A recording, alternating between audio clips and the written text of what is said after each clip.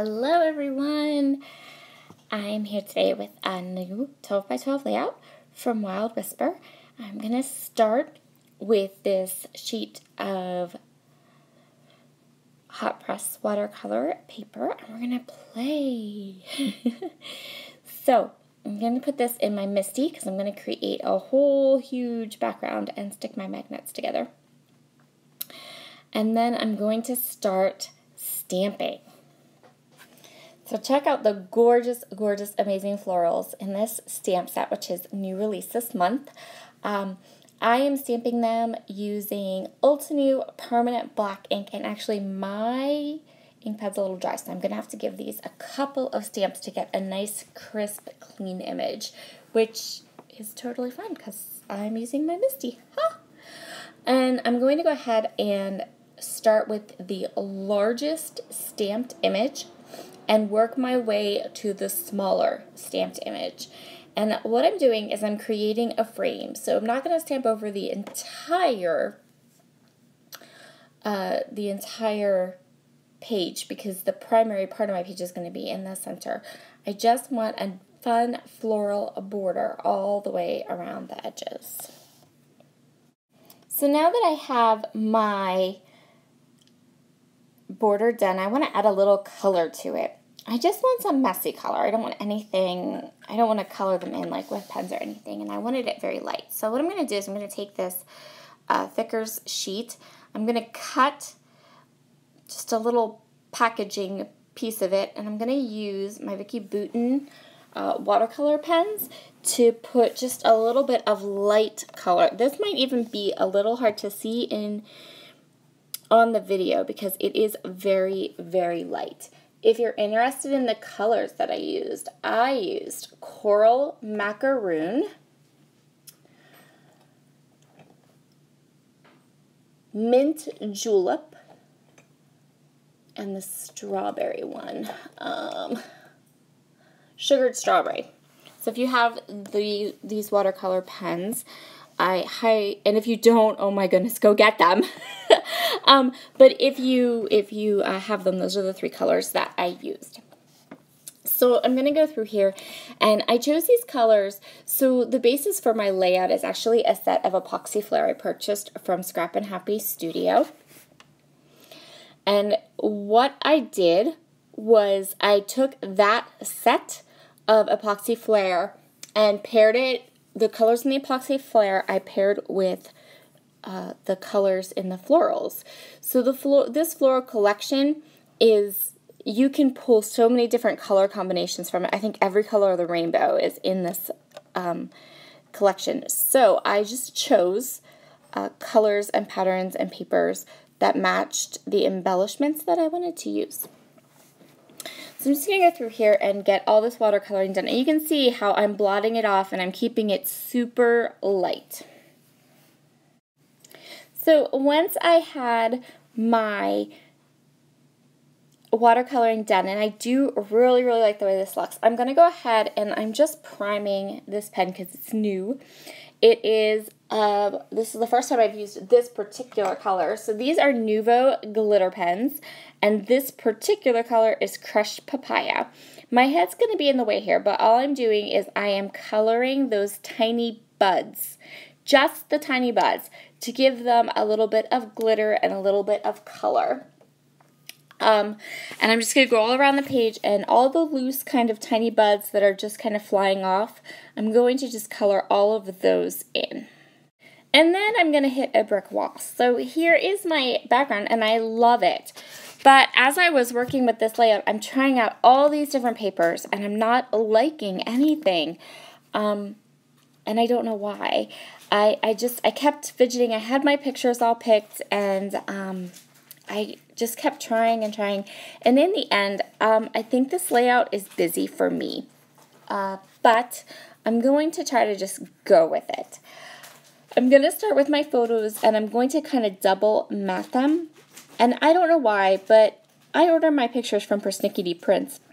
And you would think that if you ordered 4x4 pictures, they would match up, right? 4x4, standard size. It can't be like, no. I ended up with like goofy size photos all the time, and I always have to trim them if I want to put them together on a layout like this.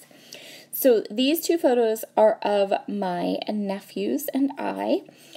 They are just two random photos, and so I thought I would do a little layout turning them black and white and using them both, and going with the idea of just documenting the fun that I have being an aunt to my nephews. You guys know that I adore being an aunt. I scrapbook my nieces and nephews almost more than I scrapbook my children. So I'm going to go ahead and I'm going to double mat this photo. I'm going to mat it with a really thin white thing, and I'm going to do a black one.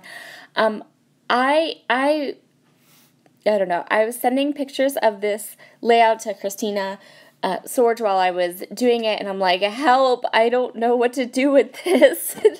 So in the end, the photos pop, even if the background still ended up a little bit busy.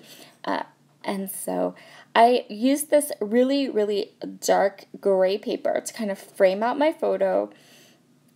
And I don't know if it's this gray paper. Maybe I just should have gone with something super simple like white. This was kind of the quietest pattern I could find in the floral backgrounds or in the floral pattern papers, so that's what I used. But maybe I just should have gone with something a little more quiet. Maybe that would have been better if I had just gone with white or gray or something like that. But I wanted to use some of the pattern paper, and this one really felt like it was the best choice. Another thing I could have done maybe, and maybe I should have done this too, was to back that gray paper with another little mat of black. But oh well, it's done now. So what I did here was I grabbed some die cuts. I kind of sorted them out between colors and black and whites. And I'm going to go ahead and kind of put together some clusters. You can see off to the side there are those little epoxy flares. They all have little ant sayings on them. And they're so, so cute. So I knew I wanted to kind of embellish with them and pick some of those out to use as well. So I added my title using those thickers from my stash. They're from Dear Lizzie, and I had to glue them all down, of course, because they're chipboard. And then I'm going to add this little cluster of flowers along with my title up in this corner. And I'm also going to use one of these little epoxy flares. And this one says something about sugaring them up and sending them home. So perfect, right? Totally perfect. Hold on. Let's see if I can grab the layout so I can tell you exactly what it says. Okay, so that white one says, sugar them up, spoil them rotten, send them home. Yes, that's the kind of aunt I am, FYI. And the little group light pink one says, aunties are like moms, only cooler. True. Totally true. So I'm just going to keep on going here. Oh, here I am gluing chipboard. You don't need to see that. And so I'm just going to continue on here. I'm going to create 3 different clusters with all of the flowers.